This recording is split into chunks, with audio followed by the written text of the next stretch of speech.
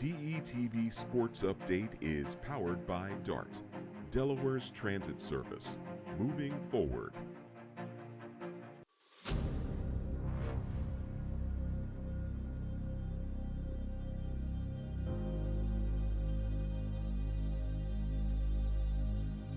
And what's up, Delaware, and welcome into DETV Sports, back with you live on a Monday from our Wilmington studios.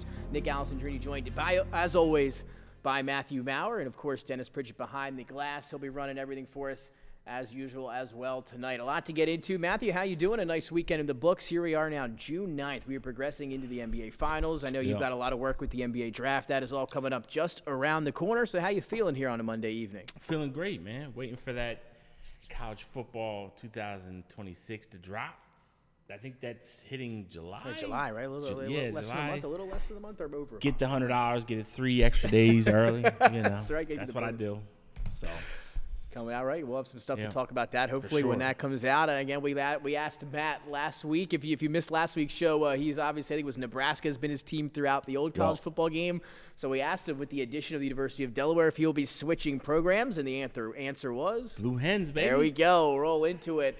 Speaking of, the Blue Hens announcing today a home series with Temple. So Casey Keeler, who took the head coaching job, former Delaware head coach, now with the Temple Owls, they have a series scheduled for 2032 and 2033. So you got some time to wait, but that is scheduled on the book. So Temple and Delaware will be facing each other. Casey in the near Keeler's future. an op, man. He's an op now. That's right. Hey, and that's Temple's what it is. recruiting class is actually ranked lower than Delaware's incoming recruiting. Actually, I think Delaware has the highest recruiting class in the history of the school. Oh, and that's shout out to Coach Cardi and staff there. And is that research for the game coming out, or of was course. that just? I was already ahead of this. That's right. There he's ready. He's got that. He knows who he's starting out. 121 is where Delaware's recruiting incoming football class ranks, and Temple is 132. See, there you go. It's Blue Heads all day long. There we go. Fact, and man. also ready. Big things on the horizon for Del State and Deshaun Jackson. If you missed that big announcement last week, Delaware State will be having a game at the Link with Norfolk State. You've got Deshaun Jackson and Michael Vick, 2 former Philadelphia Eagles, will be battling it out on the sidelines from a different perspective this time around. October 30th, the day before Halloween this year, those 2 teams will be going at it at the Link. So some big announcements all across the board. We'll have to see if we can get there that day. Going to be an exciting one there with the Hornets and Norfolk State. So with all that being said, let's dive into some recent news from over the weekend and what we've got going on in the world of sports. As always, we'll have Dennis's question of the day. We'll get our trivia question later on to round out the show. But let's dive right in. We're going to talk today about the NBA Finals. NFL minicamps, Matt, started today for 30 of the 32 teams. So NFL is already back. And then, of course, a big day for you, the NBA Draft in a few weeks. We'll have our mock draft show here in 2 weeks, that Monday leading up to the draft, I believe the 23rd of June. So you can put that on your calendars. But let's dive in. You ready to go? Yeah, of course. Let's do it. Let's talk about the NBA Finals. We are now through 2 games, and we are all evened up at 1 apiece as we head back to Indiana. The Thunder took Game 2 last night in Oklahoma City, 123-107. SGA, Matt, 34 points in this one, added 8 assists, 5 rebounds, 11 of 21 shooting from the floor. We saw him take 30 shots in Game 1 to put up some big numbers scoring-wise, but had to take those 30 shots. 72 points in the 2 finals games for SGA, and obviously the MVP of the league this year. 3,000 points on the season now, including the regular season and playoffs for Gilgeous-Alexander. Obviously a phenomenal year for SGA. Just initial reactions here. You see some of the stats on the sheet here. Indiana, we hadn't had a chance to have a show since Game 1. We talked about our preview before Game 1. We both had the Thunder in 5 and 6. And then we were both a little stunned in Game 1 as the Pacers took that game on the road in OKC, 1-0. What was kind of going through your head after Game 1 of the NBA Finals and seeing the Pacers go up 1-0? Well, after Game 1, the guy that I said that had to take the biggest steps forward was Pascal Siakam. Yeah. He had a phenomenal game, had a double-double first Game 1, played really well, created a lot of matchup problems for OKC. Second game was a different story. He really shot really poorly. I think he finished the game 3 of 11. He struggled to get going, didn't make any real impact on the boards. And when that happens for Indiana's the type of team, they need everything to click for them. If anything's out of place, it's a problem for them. They're just not built right now to be able to withstand somebody having a bad game when it's got key pieces. And that's kind of what we talked about with OKC. They have so much talent that if a guy is not having the best game, they have another guy that can come in and kind of fulfill that, like Jalen Williams If he's struggling, they have Chet. If he's struggling, they've got Lou Dort. So they have guys that can come in and fill those pieces. To me, the Pacers, it's really relying on a team having to all play well together. I mean, Aaron Nesmith has been shooting the ball lights out, so hats off to him. But really, they really can't afford anybody to misfire in any games, because if that happens, they're going to be in trouble, and that's what happened. Yeah, this one was OKC out early, and I got that lead and kind of never looked back. And the Pacers have been a team that you have to put away, right? Because if not, right. 12 points, they've had comebacks in the fourth quarter throughout the playoffs. And obviously in game one, they were able to come back and get that victory as well. Again, you take a look at this, Jalen Williams, as you mentioned, 19 points, 5 rebounds, 5 assists. And then the big one, you talked about the role players. That was huge last night for OKC. Alex Caruso, who they made the big trade for last year to bring him in, 20 points off the bench, hit some big threes. He was huge in that game. And then how about Aaron Wiggins? 18 points for Aaron Wiggins off the bench when they needed him. Tyrese Halliburton was a little bit slow getting going, right? He doesn't. Right. The Pacers are 8-1 in the playoffs when he scores 20 or more points. He had 17 last night. They obviously lost that game. He had 12 in the fourth quarter. So up until that point, just about 5 points in the game. And when he gets a slow start for Indiana, things kind of become, as you mentioned, slow for the entire team. So again, we talked about Aaron Nesmith and those guys. Nembhard's been fantastic. Even TJ McConnell has given them really good minutes off the bench. And we saw that in game one. And game two, a little bit different. That historic Oklahoma City defense, which has been great all year long, obviously showed up there. Also, OKC was minus 17 in rebounding in game number one. After game two, they now lead the series at plus 8. So a huge differential on the boards in game two that allowed them to do that. Thunder 18-2 this season when coming off a loss. They have been fantastic after losing a game. They rarely, if at all, lose back-to-back games. And in those 18 wins after a loss, 12 of those wins are by double digits. So again, just goes to show you how good they are in correcting some of those things after a loss. Game 3 will be Wednesday in Indy. It'll be the first finals game in that city, Matthew, in 25 years. That's crazy. So they're going to be geared up. They're going to be ready to go. So what are you looking for here as we get into game 3? We're back to Indiana. Series tied 1 apiece. I know we both were confident in the Thunder coming in and what we saw without them throughout the playoffs and during the regular season. What are you expecting in game 3? First game in Indiana. That crowd's going to be live. I can expect Indiana to have to play better than what we saw in game number 2. Who do you look at to take that game? What are you looking for? I mean, I still think the Thunder are going to take that game. I will say this: if the Indiana Pacers can get all these 5 guys to fire at the same time, they have a chance of beating OKC in a game at home. The problem is, if they repeat this bench scoring the way that they did with Wiggins and Caruso, the Thunder almost become impossible to beat in that scenario. So obviously, Indiana's going to have to get more production from the bench, and Indiana's going to have to get some guys in there to offset if one of those guys doesn't have the game. Again, both of these teams like to play out and get out in transition. They're phenomenal off their turnovers. And Indiana turned the ball over a bunch in game 1, somehow still found a way to win that game. They can knock down outside shots. They're going to have to hit those outside shots if they want to stay in the games and win the games. And OKC, not really a team that relies on the three-point shot too much. I think middle of the pack, maybe even towards the back during the regular season. They're a team that, even with SGA, is going to get to that mid-range jumper. They'll finish inside. So if Indiana's able to knock down some outside shots, role players play better at home. So they're going back to Indiana. Obi Toppin and those boys might have something to say here in game number 3. So we'll see what happens. NBA Finals heating up there. Shai Gilgeous-Alexander, though, we talked about it, 30 shots in game 1. He's taken 30 shots in 2 of the last 3. And that's something not even Kobe Bryant has ever done. So it's nice to see him kind of turn that down last night. He had 8 assists, 21 shots, 11 to 21, a little bit more efficient for his 30-plus. Liked what I saw at SGA yesterday. So you're going to take the Thunder in game 3. Oh, for sure.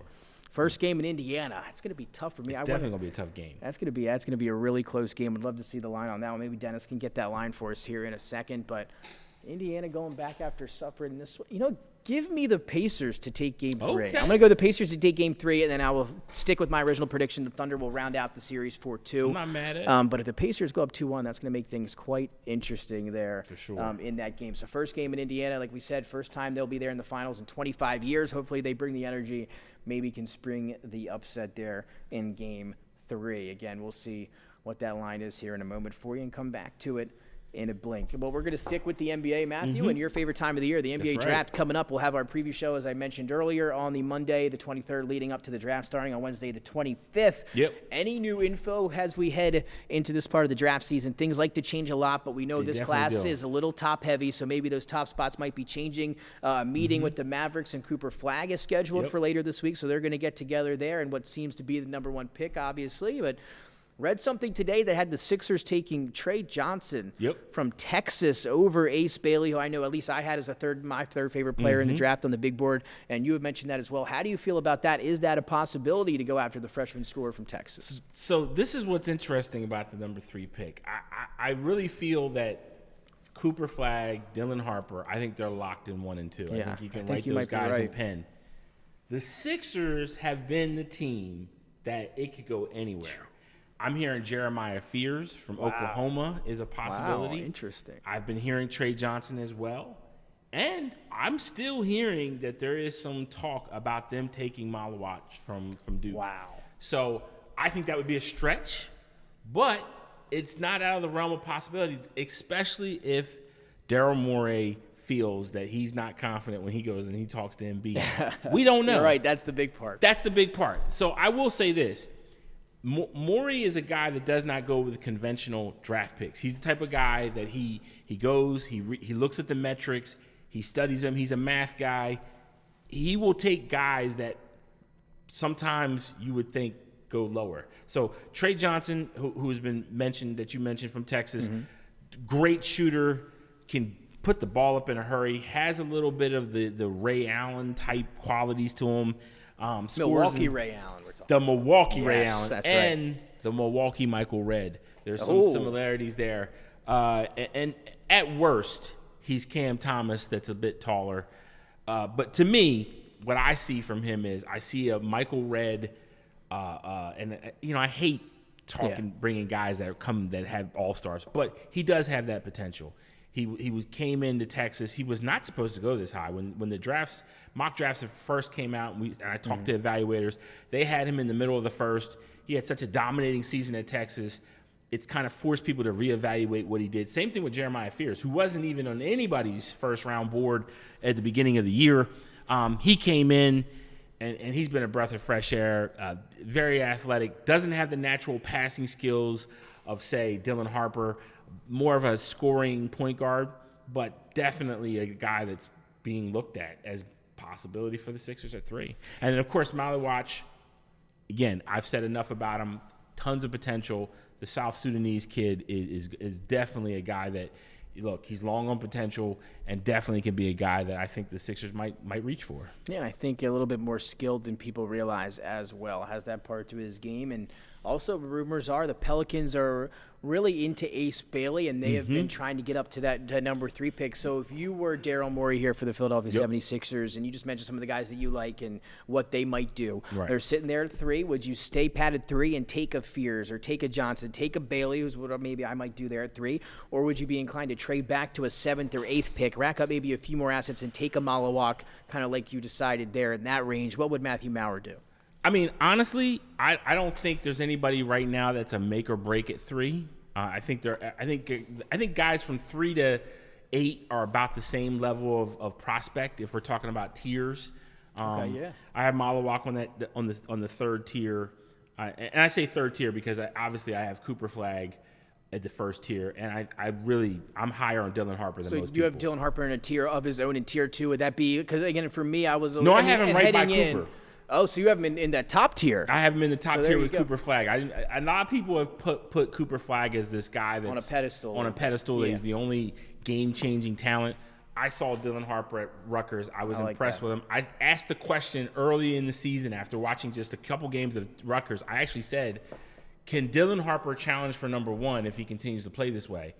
Doesn't look like he's going to challenge for number 1, but that was even crazy at the time because people thought that Ace Bailey was the sure shot guy that was going to challenge and Cooper Flagg for Cooper Flagg. And what's going on is Dylan Harper's come through Rutgers. He's put the team on his back. He's been the most consistent player at Rutgers. Ace Bailey he's intriguing. He's got tons of potential. He hasn't really put it all together, though. Yeah. So at the end of the day, I have Dylan Harper and Cooper Flagg by themselves. Mm-hmm. And then after that, I have Malawak, I have Trey Johnson, and then I have Jeremiah Fears. And lastly, I have Edgecombe and Bailey in that third tier. Oh, there you have it. So, again, a little bit earlier, I mean, there was a lot of talk about Bailey and Harper being maybe in that tier 2 together. Yep. Matthew breaking that down for you a little bit. And a lot might change as well as we get closer to the NBA draft. Will the Sixers stay at 3? Will they move back? I don't see them moving up. So, a lot of different things there coming up here a little bit later on for the Sixers in the draft. Also, some different things throughout the NBA. Obviously, Giannis going to be in a different spot. We're expecting, I think, maybe Jaylen Brown to be in a different spot, which is kind of crazy. There are a lot of rumblings that this is going to be a big summer, sneakily a big summer. So, some big names could be on the move, they're players that we might not anticipate. So, before you go further, this is one of these things that I laugh at because in the beginning of the CBA, when it was first signed, I said the NBA is trying to kill super teams. Yes, absolutely. And people said, no, that's not true. And I'm laughing because I'm like, you didn't really read the CBA. Yeah. The second apron it'll get you good. Is a franchise killer.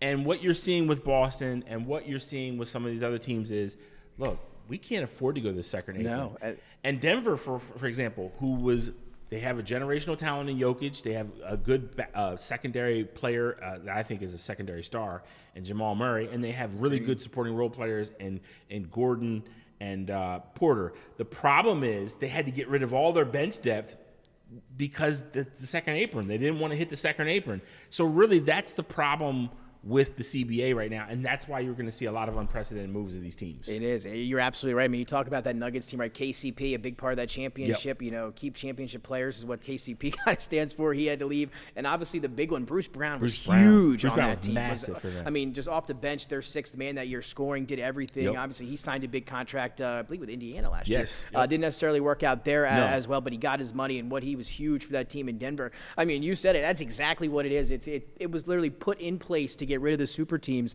I mean, we are seeing teams now. I mean, I think when the aprons, when they first started the first year that it was implemented, teams kind of didn't know how to feel about it. And they really just kind of, now they are, as you mentioned, petrified of going over that apron. I mean, they are wheeling and dealing, trying to do whatever they can to make the money work. And that's all going to come to a head this summer. And some different things in the NBA. Darius Garland undergo toe surgery. He's out 4 to 5 months. So the Cavs had such a great regular season, the top seed in the East. They get to the playoffs, and then you get Garland's injury, and they just get beat up in the second round by Indiana. Not what you expected there. What do you think about Garland, the Cavs for next year? They're going to be one of those teams we talked about last week in the Eastern Conference, maybe a handful of teams that could be wide open that has a chance to do it. How worried are you about the toe?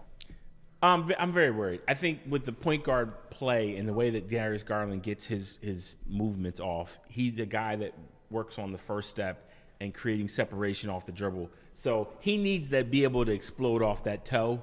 So I understand why. I had a couple people like 5 months for a recovery for this. That's kind of massive. And I said, well, I think when you're talking about a point guard, I think it's a lot different. If he had been a big player, I don't think you'd see 5 months. I think you maybe see 3 months. But because he's such a point guard and because he's a guy that's using that toe to explode and create separation, it's really going to set him back if anything happens to that. So, yeah, I really think this hurts the Cavs long term. And the Cavs are another team too.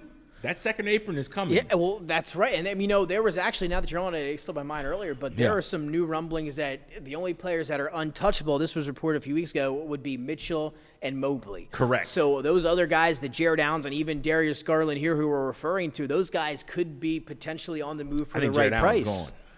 I think Jared Allen's another guy. Hey, let me ask you this, though, because we talked about number one seed in the East. They had a phenomenal year. Didn't show up in the playoffs, right? Well, we talked about it in the playoff game. And Garland obviously was hurt, so that didn't help.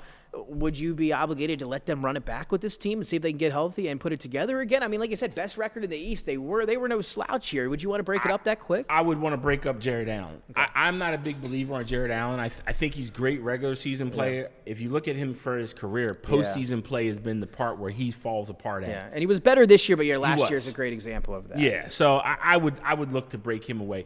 Mobley, Mitchell, and Garland, I would still keep. Mobley's your guy, for sure. So him and Mitchell, we'll see what they do around him. Again, top seed in the East in a conference that's going to be wide open with no Boston Celtics next year. As of right now, going in, you might say the Pacers, right, would be the favorite. I would have to say. I think I'm with you there. But in other news, a team that the Pacers just beat could be maybe acquiring a new head coach. New York fired Tom Thibodeau. I believe that was after we aired on Monday, so we didn't get a chance to talk about it. No Tom Thibodeau in New York. And rumors coming out that they want to talk to Jason Kidd from the Dallas Mavericks, and obviously a tough season for Kidd and company in Dallas. I mean, man, that was just one of the most brutal seasons in terms of public perception on the court. I mean, horrible in NBA history. Yeah. So not only that, they trade his best player in Luka Doncic. That has to hurt him a little. I'm sure he might not have been a fan there. So now if you're Jason Kidd, one, if you're the Knicks, do you want Jason Kidd? And number two, if you're Jason Kidd, do you want the Knicks? If I'm Jason Kidd, I want to get out of Dallas. Right? I think Dallas is a sinking ship there. I don't want no parts of that. Even with Cooper Flagg and all they've got coming in? Even with Cooper Flagg. Because here's the thing, and I said this to a friend of mine because he said, well, you think Cooper Flagg is really good? I said, yeah, I think he has really a chance to really be an all-star in the NBA. Do I know he's going to be a generational all-star? That's the point. And to your point there, a lot of people do. And I'm saying that you're giving your hesitancy there. Yeah, well, I give my hesitancy with this because just as we look back at draft history. Exactly right. There's a ton of top 3 picks that did not hit. And if they did hit, they still didn't hit. Because, like, take not for expectations. Take Blake Griffin. Like, he went number 1. Great career. Great rookie year as well. Great rookie year. But he needed Chris Paul to kind of excel the Clippers to the playoffs and everything else. He needed DeAndre Jordan to kind of – he wasn't a transformative player in that respect. So when we talk about transformative, franchise-changing talents, we're talking about LeBron, we're talking about Jordan, Hakeem, we're talking about Barkley, just the guys that we've all come to know and love. I don't know if Cooper Flagg is cut from that cloth. Yeah, and again, I mean, we've been hearing about Cooper Flagg for years, ever since the Team USA camp last year. And I'm a big fan of Cooper. Yeah.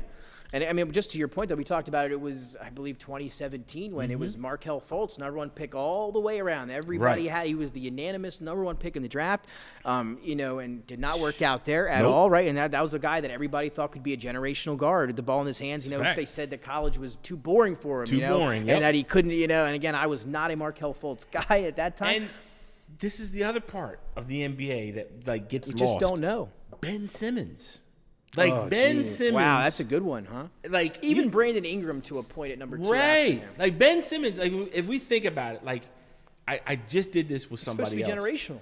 Supposed to be generational. If you look at Ben Simmons' first 4 years and you just take the stats, you're like, this is a generational guy. Yeah, this is 17 points a game, 8 assists, 8 rebounds. Yeah. The last 4 years, he's averaging 5 points, 4 assists, and 5 rebounds. Like, this is how it is. Yeah. You don't know when guys are going to do. You don't know about injuries, and you don't know how guys are going to handle that lifestyle. That lifestyle is a destroyer of worlds. And I got to be honest with you, as good as Cooper Flagg is, and people have talked about Cooper Flagg, did y'all forget Michael Beasley? Michael Beasley coming out of Kansas State was a beast. I mean, even to this day, the one-on-one aspect, he just beat Lance Stevenson over the weekend. I mean, he was. You hear people talk about Michael Beasley. It's like they've seen Michael Jordan.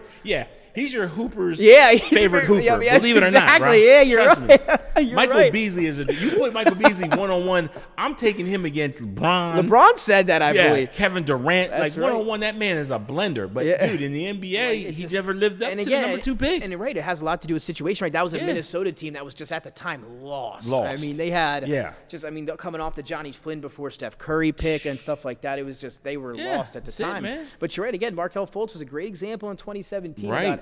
There was not one guy that had anybody else as the number 1 pick. And again, it's a different world. You think about to Anthony Bennett. That wasn't the same situation because that was not everybody had Anthony Bennett, but he was still the number 1 pick. Ended up being, and it did not work out. Visions of Larry Johnson. It just did not happen, bro. So we'll see going forward. A couple more things here in the NBA, but quickly. I mean, we got off topic here. You're Jason Kidd, and you're the Knicks, and if you said you wanted to get out of Dallas, if you're the Knicks, do you want Jason Kidd? Yeah. Well, here's the thing about the Knicks. They got to pick a struggle, and what I mean is, okay, you made the trades, you got the players, you think can win. You got Brunson, who I think is a flow killer. You've got Cat, who's the world's most zestiest hooper. And then you got Mikal Bridges, who and look, I'm a Mikal Bridges fan, and I'm saying this respectfully. Mikal Bridges ain't who we thought he was. There he is. You like that after all that? There you go.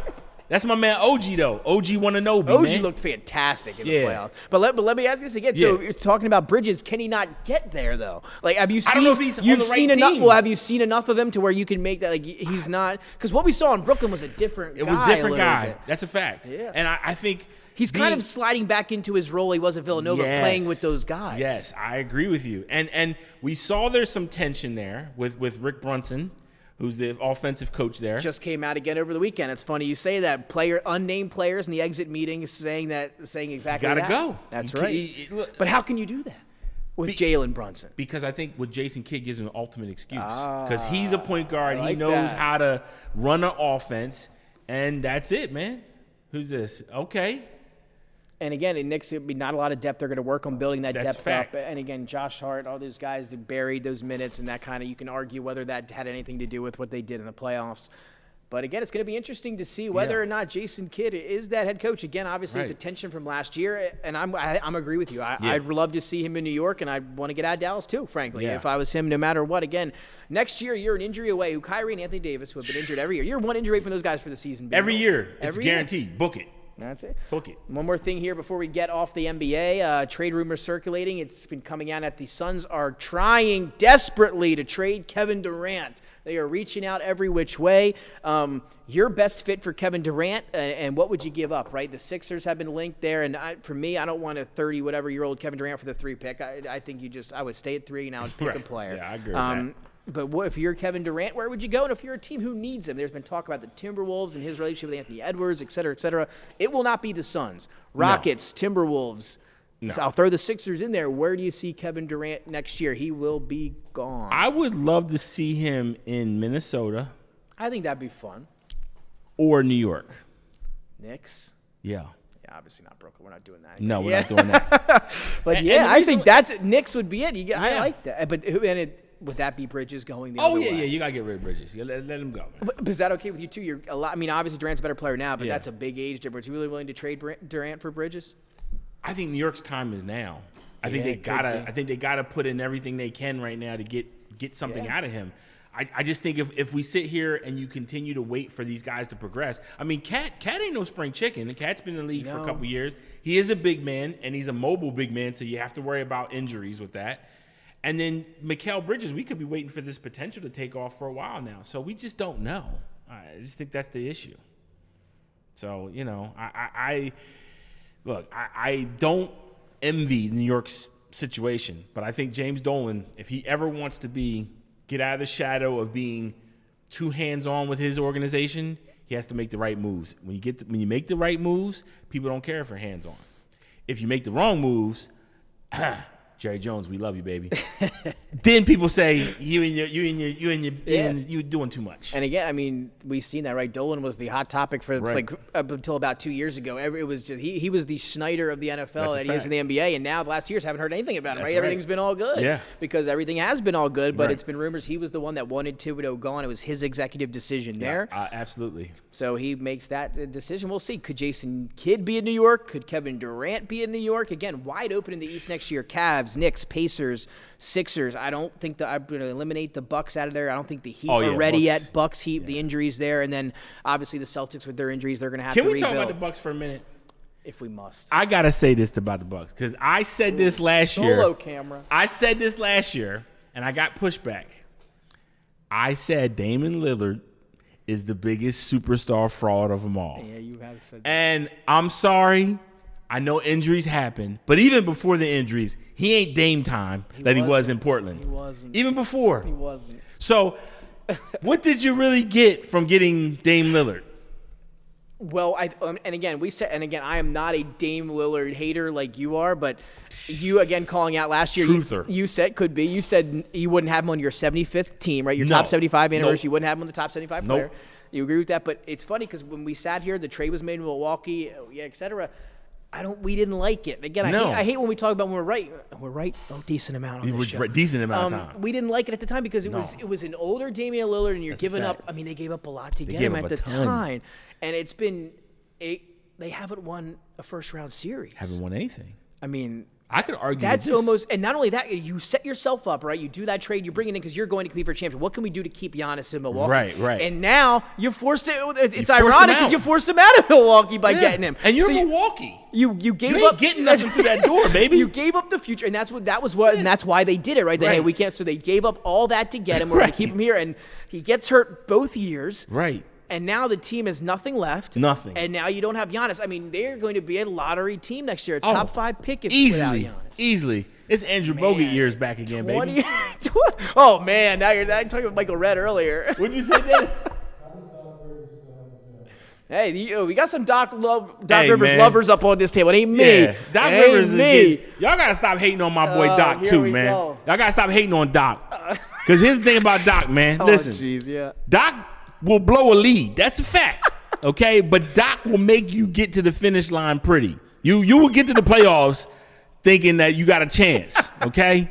That's far better. It comes crumbling down real quick. It comes crumbling down real fast. When you get there, though. But you will get there and you will feel good. And then when the series happens and you start to lose faith in humanity. But until then, you will feel good. That's no lie. No lie about that. I agree with that 100%. But, yeah, you're right about that. Dame Lillard and the Bucks, they really just 2019, Giannis is holding up the championship trophy and the finals MVP. And getting nuggets. And now they've got nothing. It's terrible, man. Going forward. I think that'd get around us out here on the NBA. Any closing words there around the league from anything going on here? I will just say this. San Antonio. Another Kevin Durant option. Another Kevin Durant option. You are on the clock. You don't know this yet, but I feel I know what you are on the clock because let me tell you something. Oh, say it. I think life comes fast with these extensions, and Wemby is going to cost y'all astronomical dollars. And if you don't get the right draft pieces around him, I don't care what people say. People don't want to go to San Antonio like that. I don't care what people say.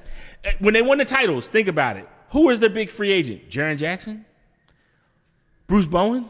Great pieces, but they weren't guys that people signed up and said, yeah, they're going to win. They're going to win. Yeah. They got lucky. They got good key pieces there. They drafted Tony Parker. They drafted Manu Ginobili. They drafted Tim Duncan. You got Wemby. So you got the Tim Duncan. Now you need the Tony Parker, and you need to get a third guy. Yeah, Danny Green in there too, right? Right. Sure, yeah. Right. And Matt Bonner. Matt Bonner light it up from the outside. I mean, we can talk about Spurs guys, Barry, et cetera, all day long. But I mean, and again, lost my train of thought there for a second. Oh, so Victor Wembanyama, right? Yeah. Blood clots scare you at all? Do these blood clots in the players scare you at all? Absolutely. It's kind of new trend. I was going to say because that's one thing that has kind of worried me a little bit about, a lot of these guys. Chris Bosh retired because of exactly, and now we're seeing even more with all the stuff going on. I saw Wembanyama became a Shaolin monk over the weekend. Did you see that? So what's going? For some reason, I'm having, and again, not the talent. I think he's worldly, but am I wrong to be a little worried about Wembanyama? You've got the shoulder blood clot already, which is supposedly not good. Right. Shut the season down. That's not good. He would have been Defensive Player of the Year this year. Easily. But you have that. That's an issue. Who knows what's going on there? Blood clots can always come back, and you have some issues there. And now he's shaved his head. He's a Shaolin monk over the weekend. Look, man. I don't know about that part, more so the blood clot. But Wembanyama's on a trajectory, MVP-like trajectory. He is. Correct. If you could start a franchise right now with one player, he would probably be your number one pick, right? Absolutely. Anthony Edwards, Wembanyama, those two guys. Yeah, probably. Does he scare you as much as he scares me? He does. Really? There you go. So we didn't talk about this before the show or anything. Let me know what scares you about him and what are you maybe anticipating? Because if we're talking about the total package of Wembanyama and the potential, right? The potential is the greatest potential we've ever seen in basketball. I mean, Ralph Sampson might have been the only other guy we can think of, Wilt Chamberlain, where you talk about a guy who's 7 foot, who's uniquely skilled, and is athletic. Wemby has all those boxes. He checks them all. To have a guy who has all these boxes checked and you kind of worry about where his mind is on things, it's a little scary. Now, I know some people don't like to talk about that because they say, oh, these guys are more than players. They're human beings. They're right. They are.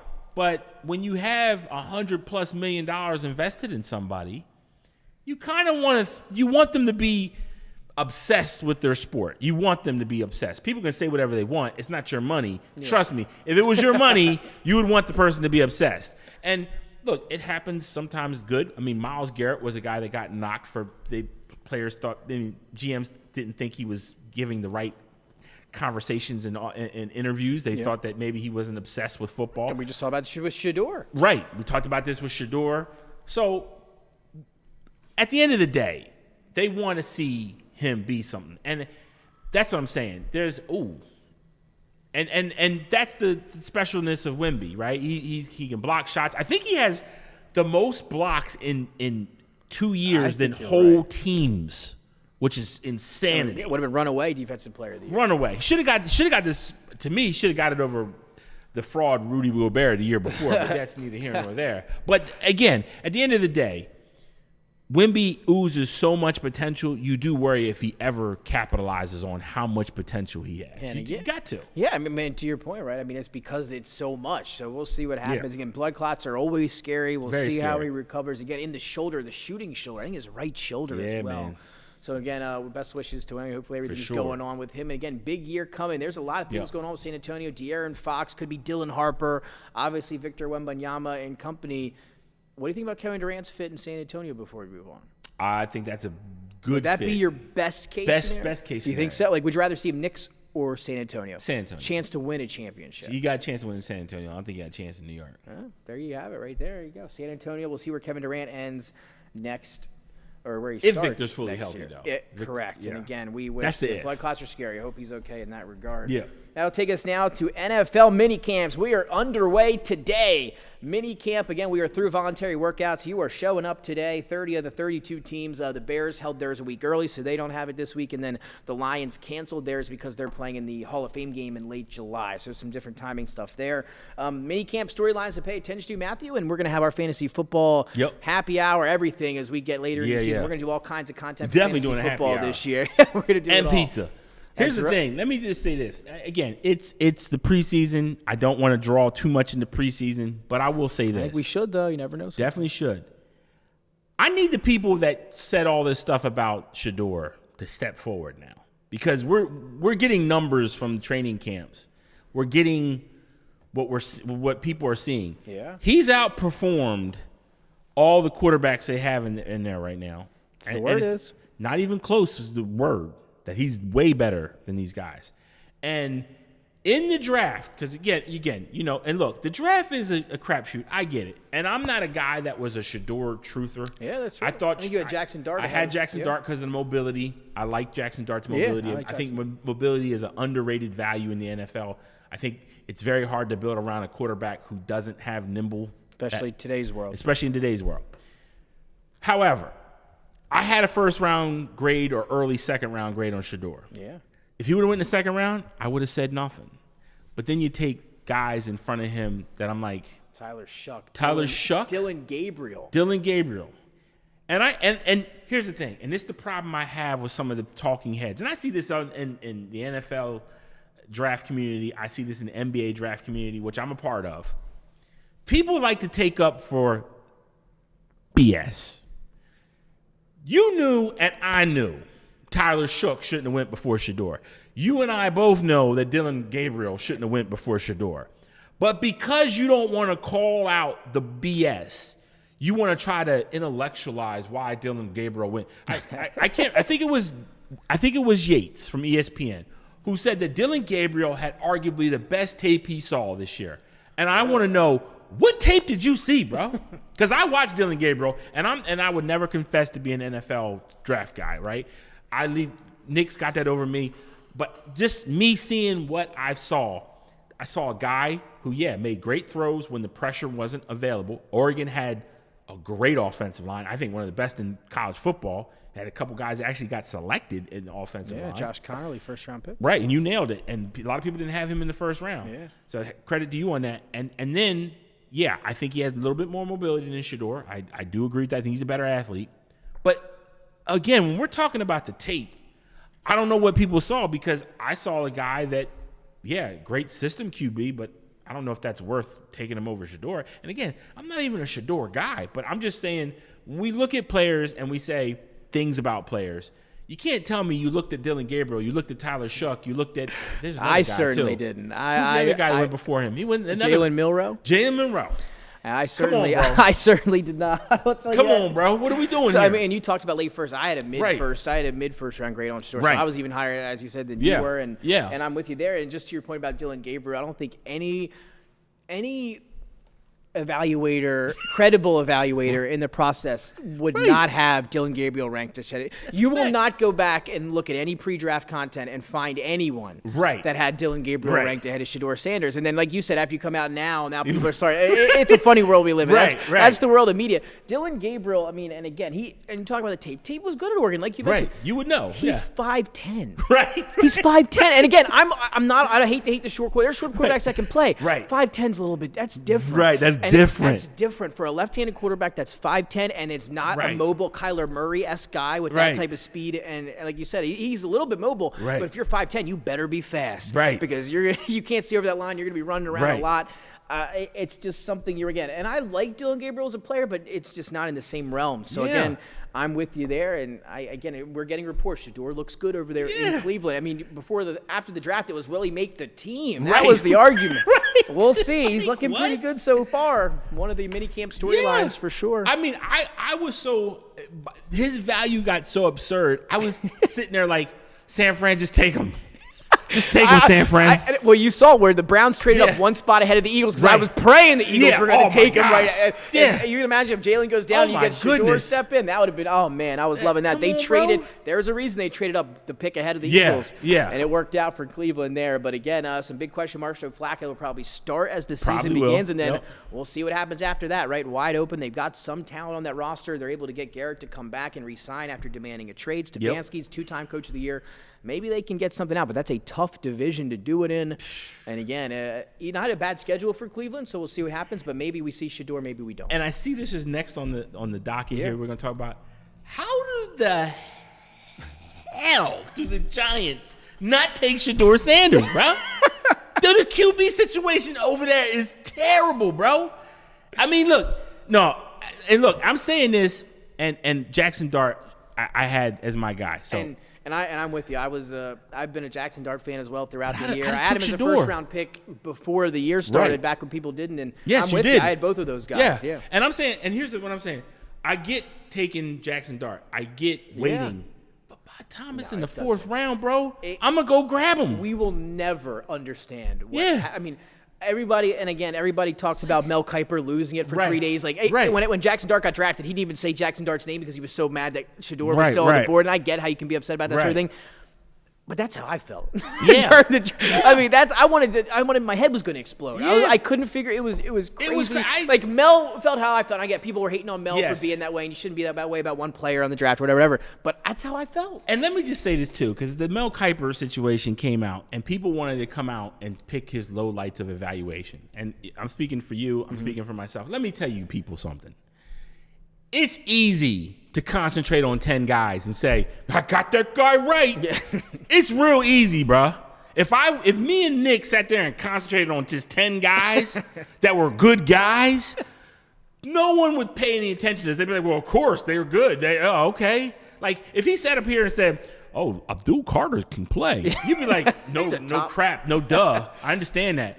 We're talking about guys in the third round, fourth round, fifth round. We're looking at everybody. We're not looking at one or two guys and cherry picking that guy's good. Dude, you concentrate on any one guy, you can get that guy right. No doubt. But that's not what we do when we analyze these guys, especially Nick on the draft side, on the NFL side, me on the NBA side. Absolutely. Dude, we are looking at every single player from every single division of football and basketball. It's crazy. The work that goes into it. Right, the work. And to sit there and pick Mel's, like they brought the Jimmy Clausen take. That's the one they love. Right, and it's like, dude, come on. It's like 50 years of. Why are you not picking the ones? Why are you not taking the ones where you got them right then, dog? That's the world we live in too, right? We talked about it when we do our shows. I'm sure the people are always going to harp on the ones the ones we got wrong. And again, we have a pretty good hit mark, hit percentage on this show, so you're going to want to stay tuned in for sure. But you mentioned the Giants quarterback situation. Yeah. They do get their guy Jackson Dart. That was their plan. But if that had not happened, they would be in a lot of trouble. But they did. So again, Brian Daboll got his guy. Rumors are before the process that was the guy he wanted, so he was able to get the guy that he thinks is going to be great in his system. But heading into the draft, it was Jameis Winston and Russell Wilson as your two quarterbacks on the roster. And then you add Jackson Dart to that mix. So those are three different guys. I mean, coming into the season, just based on experience alone, Jackson Dart's going to start the year as the third quarterback on that depth chart. Yeah, look, this is going to be a nasty take, but I got to say why did they sign Jameis? It ain't Jameis that I have I an like issue Jameis. with. He could I have have an else. issue with Russell Wilson. You didn't, and that was after Jameis. You're right. If you already had Jameis, I would have been okay with Russell that. Wilson went to New York because of his wife. Yeah, she wanted to go to Big Apple. You're like Russell Wilson is a diva. He's a guy that thinks he's better than what he is. And don't get me wrong. I think when everything's said and done and the dust settled on his career, I think he has a chance. Borderline Hall of Fame. I think he has a chance. And I'll say this. There are guys in the Hall of Fame that I don't agree with that at his position that he can talk trash to me. And I'd be like, yeah, okay, I got you. But if we being honest, it's like the Eli Manning conversation. You took the word. I was going to ask you. I don't think Eli Manning. Eli or Russell, which one would you rather have in the Hall of Fame? I'd rather have Eli Manning. Yeah, I think I'm with you there. And I don't even like Eli like that. I know you don't. I know. But we ain't going to ignore the fact that he had the Legion of Boom. We ain't going to ignore the fact that he had the Beast, Marshawn Lynch. And people can say whatever they want. The wideouts in Seattle during his time were better than what the wideouts were in New York. I mean, they had some guys. Golden Tate was good. Doug Baldwin was phenomenal. Was great. Right. Like, he had some talent, bro. And he was a big time plays. And I think Pete Carroll's a better coach. So to me, I do agree with checking the boxes. And it's crazy, too. I know we're thinking in hindsight. Right. If they run the ball in the 1 yard line, he has 2 Super Bowls. 2 Super Bowls. And that was different. Pete trying to give Russell Wilson the legacy chip. Oh, man, that was what that was. Can you imagine that one? Still hurts me. I still know where I was. Yeah, it still hurt My me. goodness. But they signed. Who is? Oh, yep. They're both Ole Miss. Correct. Yep, that's a good transition. Yeah, Eli Manning was Ole Miss, and so was Jackson Dart. That's right. Yeah, how about that? And again, they have Jameis Winston. We'll talk about Kirk Cousins. So we'll see what happens. Keep the crab legs away from Jason. They said if everything goes as planned, we will not see Jackson Dart this year. Right. So we'll see if we do or not. They have a late bye week, which kind of makes it tough to make the transition to a young quarterback. So we'll see, and maybe they're just going to try to see what they have this year in some of the other areas and whatnot, because obviously not a real chance, in my opinion, to compete. No, I wouldn't put him out there. I do believe there's certain quarterbacks. Like, I've heard people say, well, sometimes you got to throw them through fire. I do believe there's certain quarterbacks, you make them hold the clipboard and you let them soak up what the transition is. Because whether me and you are high on Jackson Dart, but I still will say, if we're being honest, he wasn't your traditional first-round quarterback. Yeah, and again, that offense they run at Ole Miss is, Lane Kiffin. It's a college offense. So we'll have to get some stuff there. But yeah, I'm with you. We're both on Jackson Dart, and I wish we could see him this year, but probably going to be a year after. We're going to have the Russell Wilson and Jameis Winston show. That's a fact. In New York. So if you're a Neighbors fantasy owner like myself, I'm hoping it's Jameis Winston at some point, because at least he'll throw the ball 50 times down the field. So we'll see what happens there. Some other quick minicamp storylines in here as we're running a little bit long. James Cook quickly. Matthew is holding out. He wants $14 to $15 million a year for running back. A lot of running backs aren't getting that. He's coming off, I believe, leading the NFL in touchdowns last year as a running back. He was phenomenal. If you're Buffalo, how big is the deal is this with James Cook? It's a huge deal. They got to sign him. If you don't sign him, it's going to stagnate that Buffalo offense. And he wouldn't have led the league in touchdowns if Jalen Hurts wasn't vulturing the real MVP of the National Football League, Saquon Barkley's touchdowns. Can't say I disagree with that one. Saquon Barkley should punch Jalen Hurts in the face for taking his touchdowns. That man should got the MVP award, and I'm tired of it. I've been saying it all year, Nick. Clip this. At least this is a good Eagles. It's a positive Eagles clip from Come on, man. Stop with this Philly brotherly crap, man. Get that ball to Saquon Barkley. Come on, man. Y'all jipping that man. We'll see what happens this year, because, again, any NFL player that leads league in touches the year before hasn't been great health-wise the year after. So we'll see what happens. I hope they give him the ball more. We'll see there. You're wrong. But James Cook, I'm with you. They got to sign him. You're in a Josh Allen window where you're trying to win right now. You got the MVP. You need all the help right now for Josh Allen. Even I love Ray Davis. I really do. But you need James Cook. Go make that deal. Figure it out. Get him in camp. TJ Watt holding out as well. He'll be back in Pittsburgh now. Is going to take me to our next thing. TJ Watt, he'll be back hopefully. But the big news over the weekend here, let's dive into it. Aaron Rodgers has officially signed with the Pittsburgh Steelers. It's been ongoing for months. And again, word out of Pittsburgh was they thought and had hoped it was going to happen, but they never really had 100% certainty that it was. So this news to them, joy throughout Pittsburgh, joy throughout Acrisure Stadium. Me and you, again, have been noted. Again, we see things similarly sometimes about Aaron Rodgers. Not the biggest Aaron Rodgers fan. What are your expectations for the Steelers? I'll give you mine right off the bat.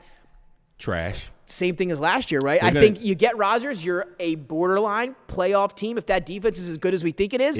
And then you get to the playoffs, you're heading to Buffalo or Kansas City in week 1, and then you're heading home right after that. I'm going playoffs in a 1 round and see you later. What do you think? I just got to ask this question. At what point do the Steelers need to see that Aaron Rodgers ain't Aaron Rodgers now, man? I guess they just looked at their quarterback room. They saw Mason. Like, you remember how they saw Mason, the discount double check. You remember he has that discount double check? He used to wear the WCW heavyweight championship belt. That man got no world championship belt now. That man got a TV championship belt, man. That ain't a bad man no more. He ain't no bad man, man. He's a bad man, literally. Get him out of here, man. But I think he's serviceable. Like, I think for Pittsburgh, it seems like all they want to be is mediocre. Like, that seems to be the vibe, right? Mason Rudolph serviceable. I think they wanted Justin Fields. They couldn't get maybe. You could have got Shador. That'd have been serviceable. That drove me nuts. That was the one. And again, that was the one that we're going to do a segment on what fired us up this week. This was from the draft, so it was weeks ago. That's what makes you think something else was going on there. In what world you look at that quarterback room? Excuse me, I almost cursed on the air. Yeah. In what world do you look at that quarterback room and you go, we don't take a Shador Sanders the 4th, the 5th, the 6th? What round do you need to get Shador Sanders in before you say it's a deal? It doesn't make sense. This is stupid. So, and again, and there's been a report. I don't believe it. I think it's a false thing. I think there was a report that Rodgers told him they couldn't draft. There's no way Rodgers has that. He doesn't have that type of leeway though. He didn't even sign there yet. He does for the Steelers.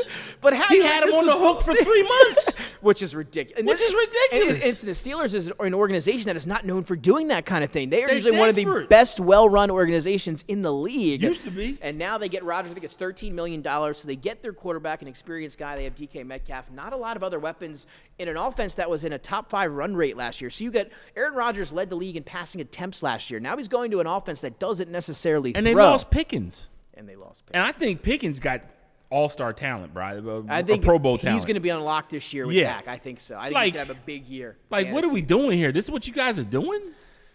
Again, we'll see what they have. Run-heavy scheme, Jalen Warren, Caleb Johnson, Rodgers, and DK Metcalf. That's what we're going to see. Offensive line is improving. Again, it's all going to come down to the defense. Trash. If the defense is stellar, they'll make the playoffs and lose in 1 round.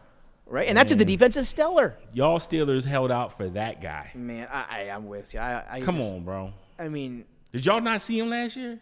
They treated him like it was 2019 Aaron Rodgers. Yeah. Like, how do you wait all summer? Hey, they did it. It's done. This ain't Cal Berkeley Aaron Rodgers no more. He's training in L.A. This man Cal Davis Aaron Rodgers now. This man discount. This man like no frills quarterback, man. But words are now, though, T.J. Watt will come to camp now that they have a quarterback in Rodgers. So maybe that helps out T.J. Watt. We'll see. He might be upset with him, though, by like week 5 or 6. T.J. Watt can't stay healthy. Well, they're going to need him to this year. They're going to need everything. Yes, they are. Jalen Ramsey no longer going to be a Miami Dolphin. Word out of that camp. Obviously not reporting to camp. Who trades for him? I'll tell you who needs him. You tell me. The Philadelphia Eagles need him. They need some cornerback help on the outside. Come on, man. And get him. Jalen Ramsey, you have to pay the contract. The money's the issue. What else do the Eagles need, man? They need a corner. They got come on, bro. Guantanamo Bay and Cooper DeJean not give us Jalen Ramsey. Like, what else do y'all need? Well, if nobody else is going to go get him. This is like crazy, where man. Where you want him? Where do you see it? San Fran? You think he'd be a good fit in San Fran? He'd be a good fit in San Fran. I'm just saying, what else do y'all need, I'm just saying, go get him then. If nobody's going to go get him, then. This is so disgusting. I don't know why the NFL allows you guys to take these guys, bro. Because the other teams aren't taking them. This is why. Huh? Ooh, hey, Dennis calling him overrated at this point. I mean, I'll say this. He ain't the lockdown dude no more. You're right. I agree with that. But he's still a good player. He ain't the, you tell me. He ain't that guy no more. But, maybe he does belong in Philadelphia. Maybe he does belong in Philadelphia. He belongs to MSG the way he's talking, like with Cat. That's the way. Maybe him and Cat hang out. Maybe they do. We're going to head now to Travis Hunter. Offense and defense, he's been playing both. Some of the clips have been very fun to see him play some defense. Had a fantastic interception the other day at minicamp. Offense or defense, where do you think Travis Hunter is going to play more at? Travis, Joanna Man, Hunter. High expectations or no? It's one of the most interesting players ever. Like, I think he's a phenomenal talent, but I will say this, and this is a rough take, and I'm sure, by all means, if I get this wrong, I'll own it, and it can certainly be put back up because I will own all my takes.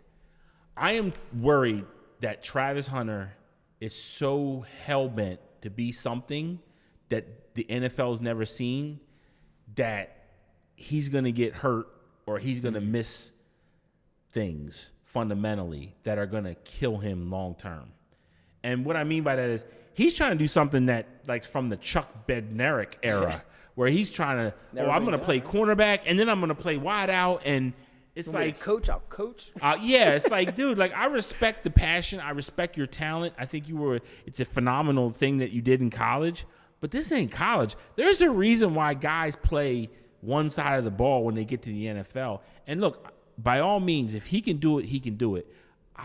When I look at his body and I look at how thin he is, I do worry about the durability issues. I do a little bit. That's the one thing that has me worried a little bit is the durability, especially because if you're a guy that wants to play two positions and you get banged up a little and you miss some time, you're now falling behind on two different positions, right? On defense and on offense. I have faith that he can do it. We'll see what happens. I prefer him at receiver, even though, he might be I don't know. He's so good at both. But he's a phenomenal It's about staying healthy. I mean, you said it's going to be so hard at that frame to go both ways and stay healthy. Especially you're coming up and making tackles on defense. Yeah. Like, he has a run game, so you're not just covering. It is. And again, he had that lacerated kidney last year in the game against Colorado State.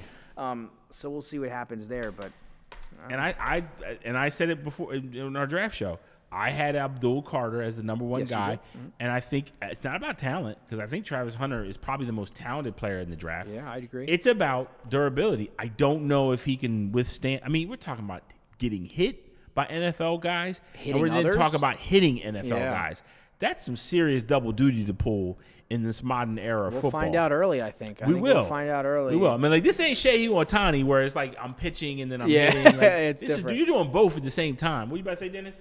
Imagine Travis Hunter trying to tackle Derrick Henry. Oh, well, I'll tell you, we saw Cooper DeJean tackle Derrick Henry. We did see Cooper DeJean tackle him. Does the let me ask you and Dennis this as well. Does the maturity stuff, have you heard any of that? There's been some rumors or some clips going around of him dancing at practice, like dancing before plays and stuff like that, and the older guys kind of getting on him like, hey, stop the dancing. Yeah. Would that bother you, all the dancing and the immaturity a little bit? Like, do you think he has to grow up a little bit? Well, I think being a college kid, you do have to grow up. I mean, of course. But I will say this. I think that's what rubs vets off, and I think that's what hurt Shedeur a little bit more than other guys. I think it's hurt Shedeur a little bit in the draft process. I think people looked at him and they saw a spoiled kid that they felt maybe is a little immature and has had a silver spoon his whole life, and I think it turned off some GMs. And I do think that at the end of the day, I think Travis Hunter, look, he plays with a certain joy. Yeah, and love it. I will say this. Tyrese Maxey. Right, and I will say this. If he continues to dance and he performs, that's the vets ain't going to say a thing. Absolutely right. You know? So that's true. Well, again, we'll see if we can get out there performing early on. He's got the talent to do it. We'll see. So again, big year. This is the year for Trevor Lawrence. I mean, just quickly before, it wasn't on the dock for today, but I mean, you were a Trevor Lawrence guy a little bit. Like, this is it. He's got Brian Thomas. He's got Travis Hunter. He's got a new offensive coordinator, Liam Cohen, who was phenomenal last year with Tampa. This is the do or die year for Trevor Lawrence. If he doesn't do this, then he's done. He's done. Well, this is it. So we'll see what happens with Trevor Lawrence as well. A few more items before we get to our final things. Kirk Cousins, he will be at minicamp. Obviously, he was held out of voluntary, didn't go to voluntaries. Will be there starting today for mandatory minicamp with the Falcons. He obviously has made it clear that he wants to go elsewhere.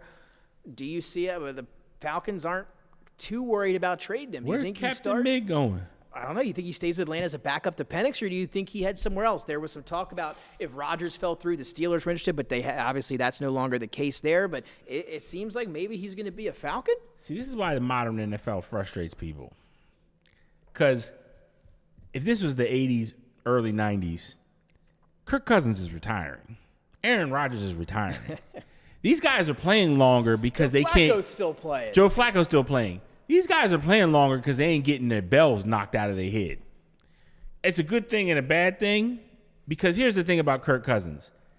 Dude, listen, respectfully, you turned your 4th-round career and you made something better than a lot of Pro Bowler. Yeah. Multiple Pro Bowlers. You've outperformed a lot of first-round quarterbacks that were selected. Hats off to you. Respect. You're going to leave with more money than your talent probably really demanded.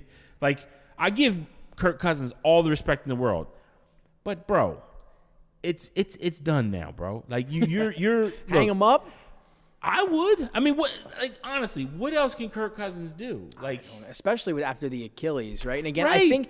I do think he'll be better this year because last year was the first year off an Achilles, and obviously that's not ideal. It takes you some time to get back. We've seen that with a few guys. I think Rodgers the same thing there, but right. Again, we've got to temper expectations for what we expect, right? Yeah. I mean, it is not. I mean, you're hoping for average quarterback play, I think. Right. And that's my thing. He wants to go elsewhere. My man, like, who's going to take you elsewhere? Is there any? I mean, you thought about a few teams that we've already been through, but those teams have all filled those voids over the summer so far. Yeah, and that's kind of my issue. Like, who wants to have a quarterback who's mid who wants $38 million a year? And that's the thing. You're going to have to pay him a little bit of that money from the Falcons. He's fresh off that 4-year big deal with Atlanta as a free agent. So. Ain't nobody got time for that. And again, he has been one of the famous faces on our show for years now. Captain Mid. That's like Matthew gave him the famous name of Captain Mid, and now he might not even live up to that name anymore. No, he's like Captain Reggie now. He might Captain be. I Reggie. think you're right there. Oh, tough career last couple of years for Kirk Cousins. Yep. Their last one, J.J. McCarthy. Some good and some bad out of training camp. His first year as a starter coming in. Minnesota tried desperately to get some backup help for him. Daniel Jones, Aaron Rodgers couldn't get any of those guys. So it's the J.J. McCarthy show to start. I know where me and you were on him before the draft, but he had a good preseason. I think better than what we expected that early. Sure. Then he obviously tore the ACL. The best ability is availability. We're hoping that he's healthy this year because it is him and pretty much him and no one else as the starter for this Minnesota Vikings team. Your expectations for J.J. McCarthy in year number 2, but his rookie year technically. My expectations is I think he's going to be a bust. But and again, that's a rare take, I feel like, right now. It is, because there's a lot of people that were on the J.J. McCarthy bandwagon. And Kevin O'Connell, a lot of people backing, obviously, that offense led by Kevin O'Connell, one of the most, what he did with Sam Darnold last year, that's what people look to. Yep. Can he do that with J.J.? See, here's the thing with J.J., and it's the same thing that got Daniel Jones drafted. It's the same thing that got Blake Bortles drafted. I've rarely seen it work. There's things that these guys look at, and by guys, I mean the NFL guys. They look for pro scheme, what they played in college. They look at, okay, size. Does he have the metrics on certain plays? And then they say, well, look, he never was a star. He never was the reason why his teams were winning. Yeah, that's what they say. But we think so highly of the offense he was in that we're going to take him, even though we don't see the talent. But we're going to take him because of the offense he played in. That's what happened with Daniel Jones. That's what happened with Blake Bortles. And that's what happened with J.J. McCarthy. I'm not saying there's any guys out there that haven't been taken similarly, but those guys are guys that get GMs fired because you convinced yourself that a guy that maybe was a second or third round talent, you said he's a first round talent. I don't know, man. We'll find out. Yeah, I wonder what David Gettleman is doing for the Giants after taking Daniel Jones, 6th overall out of Duke that year. And it's the same thing, and I'll say this too. You can have a payoff in the first year or first couple years. I mean, Blake Bortles was relatively AFC decent. Championship game. I mean, right. The defense, they were built on defense, but he was in there. But he had decent numbers. That's right. Mac Jones had decent numbers. What a rookie year. Phenomenal rookie year. Now he's in the team that won. We're even thinking about taking him third, which was the 49ers. So what I'm saying, what I'm getting at is, yeah, you can have a good quality couple seasons, but eventually the cream gets weighed, measured, and found out if you're really this guy. That's right. And look, JJ, I think will have a decent year because I don't think he's like, I think he's like Daniel Jones. I think he's got talent. Again, most quarterback-friendly offense in the league. Yeah. So we'll see. So it's right there for him. We saw what Sam Darnold did. That's what I'm saying. But you're right. To your point, if you fail in this situation, yeah, then you have to be not even close to what they thought. Right. Because then if you're one quarterback, this is where all the quarterbacks wanted to go. That's a I mean, fact. I said Rodgers wanted to go. I mean, everybody wanted to be a Viking to work with Kevin O'Connell. That's a fact. I mean, the report came out that Caleb Williams wanted to be a Viking before the draft after meeting. I mean, everybody wanted to play in that they made offense. Josh Dobbs in that playable in scheme. fantasy football for a couple weeks, man. Yeah, Nick Mullins for a few. Yeah, I mean, that's a fact. He's a former 49er. That's a so fact. again, yeah, I mean, everything is right there for J.J. McCarthy. It is all on him whether he succeeds or not this year. So we'll know quickly, just like him and Hunter as well. Last thing here before we head into Dennis's question of the day. Also, we do want to mention our all optimistic and pessimistic teams ahead of mandatory minicamp today. So one team that you're expecting maybe some bigger things out of, you're excited about it, then maybe one team that you're kind of not high on. I'll start here, Matthew, and I'm going to go with the Indianapolis Colts. I'm going to be pessimistic on the Indianapolis Colts this year with Shane Steichen. Reports over the weekend, Anthony Richardson is already hurt his throwing shoulder. He will be held out for the foreseeable future, so no Anthony Richardson already. And that puts the guy we've been talking about here the last few minutes in the driver's seat. Daniel Jones is now the driving seat here to be the starter in Indianapolis. We're not sure when we're going to see Anthony Richardson. Word was it was obviously going to be a competition between these two. They wanted it to be a big competition in the summer. Anthony Richardson apparently started to work out extra in preparation for minicamp, started to throw a little bit too much and ended up hurting himself. So now he is out for the foreseeable future. The offensive line is your weapons are You don't have a quarterback at the moment. You're looking between Daniel Jones and an injured Anthony Richardson. You're coming off a year last year that was just not good. I do not like anything about the Indianapolis Colts right now, Matthew. They're going to be my team that I'm a little pessimistic of as right now as we head into camp. Yeah, I'm a little optimistic on New York. I think the Giants take a little step forward this year. I think they got some really good quality defensive players that took a step up last year. I think they're moving in the right direction. So I like the Giants. I think the Giants will take a small step forward this year. I think they're going to be a little bit better than people give them credit for. Hey, you know, I think that over-under set in Vegas, maybe Dennis can confirm, I think it's 4.5. They have the toughest schedule in the league. You never know. They might be able to get to 5 wins. I think I got them at 6. Tough I think they schedule, can get 6, yeah, man. but they can do it. I'm with you there. My optimistic team, and this one's going to be almost chalk. I think I got 2 of them. My first one's chalk. It's going to be the Chicago Bears. I think Ben Johnson, obviously, that's the big one for everyone this summer going on. They draft Colston Loveland, 10th overall, the phenomenal tight end from Michigan. Caleb Williams in year 2. Romo Dunze, thinking for a year 2 breakout. I mean, the offensive line is completely revamped from being the worst in the league. They've got a now good offensive line on paper. The defense was able to hold those guys there, made some additions. The Bears, with that new head coach, new scheme, some talent there. Those second rookie guys maybe taking that second-year leap. Bears are my team that I'm optimistic about heading in. And then one that's not as chalk, I'm going to go with the New England Patriots. I think they spent all that money in the offseason on defense. The defense should be really good come next year, especially now with Mike Vrabel leading the way there. I think he's a good head coach. Was great in Tennessee with no talent. Now he goes back to his old stomping ground, New England with the Patriots. That's who they wanted. That's who Robert Kraft wanted. They got their guy. I think he's a good coach. And then you get year 2 Drake May, who I think shown great flashes last year with nobody to work with on offense. They've got a few rookies, Kyle Williams, Efton Chisholm, I think could make an impact. They draft Travion Henderson out of Ohio State. Will Campbell now, they redid their offensive line. So I'm going to go with the Patriots with that defense, year 2 of Drake May. Bears and Patriots is who I'm going with there. Yeah, so my pessimistic team might surprise some people. I'm going to say it's the 49ers. I think they'll be a 6-7 win team this year. I just think they'd have to hit. They have to hit on their draft picks. If they don't hit on their draft picks, I think things can get real nasty real quick for them. They still haven't addressed the offensive line really. There's just parts about them that I just think they look. Brock Purdy's got to be the guy. That's right, got the contract. He's got the contract. Now we get to find out: are you the system quarterback that people think you are, or are you real deal Holyfield? We better find out. That's a lot of questions going to be answered here into the start of the season. That takes us now, as we close out to the baseball segment here, Matthew. Phillies, they're struggling. They are. They've lost 9 of 10 against bad teams as well, coming off a sweep by the Pittsburgh Pirates. Doesn't get much worse than that. I mean, Paul Skeens has like a 1.8 ERA. He's got 3 wins on the year. It's been a dreadful year for the Pirates, and they get the sweep over the Phillies. Like I mentioned, 1 win in their last 10 games. Bryce Harper is hurt. They are awful without Bryce Harper this year. Get him out of here. I think trade him. The 1-8 or so without Bryce Harper in the lineup, and that might take us to Dennis's question of the night here on a Monday. We might have our trivia here to close out the show. But what does Dennis have for us here on a Monday? Bryce Harper. Ooh. I mean, okay, so there it is. Which current Philly athlete do you think is under the most pressure to deliver? So I think off the bat, Matthew, we can eliminate the Eagles because they just won the Super Bowl, They won the right? Super Bowl, yep. So we can eliminate them. That takes us – oh, man, you look at those Philadelphia Harper, 76ers, though. They've got some guys over there as well. So go ahead. Huh? I'm going to go with – I'm going Joel Embiid. I am. After the injury, all the talk this year, He got MVP. he yeah, a couple years ago. I'm saying after. I mean, they lost in the first round again after he won MVP. I hear you, but okay, so here's the Philly's thing. been in the World Series, been in the NLCS.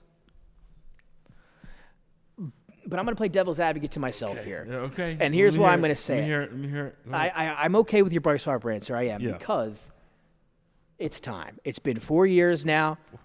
And not only that, but it's all coming to a head, as we said earlier. JT Realmuto going to be a free agent. Kyle Schwarber going to be a free agent. Castellanos, all those guys they signed when Bryce came over 4 or 5 years ago, those contracts are up.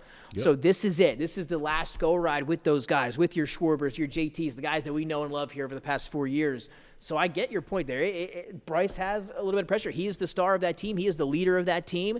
And this is the year. This has got to be the year for them with those guys running out of time. So I'm with you there for the Phillies. But again, for me, it's Embiid coming off the year with so much chatter, especially in Philly. Almost it was a lost season. We were supposed to have Paul George, Tyrese Maxey Jones. We were supposed to be competing for an NBA championship this year. That was the game plan. And it couldn't have been more opposite. We have a top 3 pick in the NBA draft, and then you're coming into next year. And again, it was 2 years from him winning the MVP. Last year, he got absolutely nothing. But a lot of the talk has been, he's going to come back healthy. He'll come back better than ever. You talk to Daryl Morey. That's all. I know he's trying to stay positive. I just have to go with Embiid in terms. But I'm always a little bit more focused on the Sixers than a lot of maybe other Philly fans are. Sure. But I think those are 2 good answers. But I'll go with Embiid for mine. Yeah, it's Bryce Harper. That's not just I'm trying to pick on him. I get it. I think when we talk about, other than Mike Trout and Shohei Ohtani, there's been no one in baseball that has been put up on such a high pedestal from the beginning of their career than Bryce Harper. Maybe Steven Strasburg, you can put in that too. But, Aaron Judge, yeah, that's another good one. But the problem I have with Bryce Harper is he was supposed to be baseball's LeBron James. He was supposed to 16 years old, was looked at as being an already can't-miss pro. And I'm not saying Bryce Harper hasn't had a good career. I'm not saying that. Yeah. I'm simply saying that when he signed with the Phillies, the idea was you're getting a prime Mike Schmidt type talent that's coming to Philadelphia, and he's going to fulfill the prophecy of taking us to the World Series. And look, to his one credit, he did have that one World Series trip, so I give it up. The problem is, they've put a lot of talent around him. Yeah. Injuries have happened, sure, they happen. But I do think that at a certain point, it's Philadelphia Phillies, man. We gotta have we at least gotta get to the World Series one more time. It has to be this year. It has to be this year. I'm with you. They got to make a move here soon. They got to bolster the bullpen. I guess next year.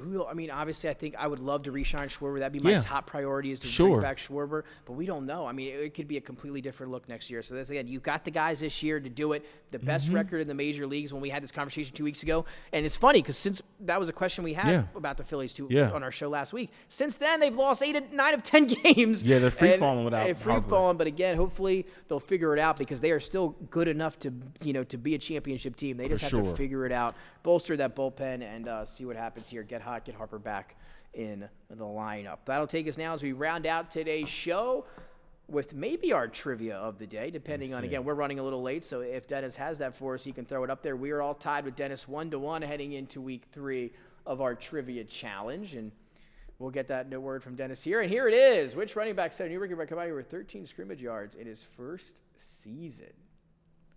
So Bryant Westbrook? I like that one. If you try to think about rookies, LaShawn McCoy had a nice rookie year. Shady, McCoy, Brian Westbrook. I'm gonna go with Shady. You wanna go with Shady? All right, we're gonna go with Shady McCoy. Incorrect. Incorrect. Oh, and we go down. Miles Sanders. Wow. Oh, that was a good one. That was a good one. Miles Sanders. That was his rookie year, too. That was his rookie year? Wow.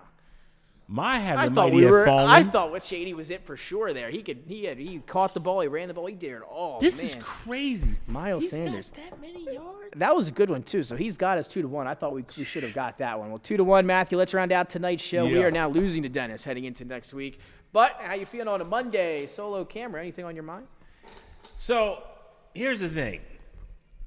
There's been news coming out that the best teammates of the early NBA 90s, the iconic Sacramento Kings, are in court.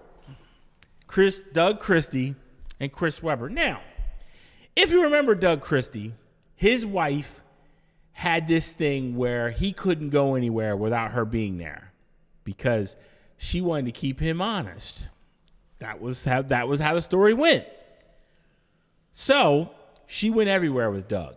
If they went out to go to the bar to get drinks, she was at the bar to get drinks.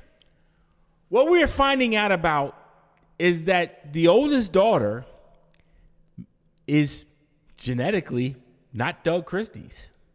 And it is alleged that the oldest daughter is Chris Webber. Now, mistakes happen. We know that. That's a big one. This is a bigger mistake than normal. That's it. But I'll say this. This is why Chris Webber, to me, has always been a guy that, honestly, I've never trusted. And I've never trusted since he did the timeout. And when he did the timeout, the first thing Chris Webber did? He said, "Who told me to tell timeout?" He wanted to shield blame that he did the timeout. Then we have when he left Michigan. He then said and had this little drama with a booster named Ed Martin. Now, Ed Martin was one of those Detroit people that did well for the community that he basically was raised under. He bought the kids shoes when they didn't go pro. He took care of players. It's well established. And Ed wasn't some billionaire. Ed just happened to be a guy that was in that baby boomer generation that used to work at these factory jobs and earn some good living working for the Chrysler plant. That's what happened. Ed Martin gave Chris Webber a loan. And Chris Webber then went on national television and bashed Ed Martin. Now, you may be saying, Matt, come on, maybe Ed Martin was a viper. Here's what we later found out. Ed Martin was no viper, and the reason why the Fab Five had their issues that they had after this Ed Martin situation came out is because Jalen Rose said that Ed Martin was his man and Ed Martin took care of guys. That Ed Martin, a lot of times, didn't ask for anything back. Just if he gave you a loan, he just asked that you pay the loan back. Maybe with a little bit of interest, but nonetheless, he was not a guy that preyed on people. Chris Webber said that this guy preyed on him. That was the reason for the fallout for the Fab Five. And then just other things that have happened with Chris Webber throughout his career. Throughout his career, he has done things that I question his character. He is a guy, and I don't know if you guys have seen this show, it's called Draft Day. And in Draft Day, Kevin Costner is trying to choose between the can't-miss prospect and Bo Callahan and, God rest his soul, Chadwick Boseman, who plays this linebacker. And the linebacker has the fire and passion, but the quarterback has the look. What he ends up finding out is the quarterback has these character issues, and he says, I don't want any of that. And I'm simply saying, with this revelation that's come out, I think it's safe to say Chris Webber has character issues and then some. Man, I said that was, again, brought to my attention before the show. Changed my perspective on Chris Webber. Man, it's tough out there sometimes. It's tough out there. Shout out to Doug Christie. But yeah, he's coaching somewhere now, isn't he? He's coaching something, man. Life comes at you fast, man. I'll tell you. That's a tough draw for Doug. But yeah, how about that? Yeah, man. Opening my eyes on a little Chris Webber here on a Monday. It's bad work, man. That is. That's nasty work. Well, for Dennis, Matthew, and myself, we will see you next week here on a Monday. You'll be back breaking down the NFL, the NBA Finals, you name it. Thanks for tuning in tonight, everyone, and we'll see you next time.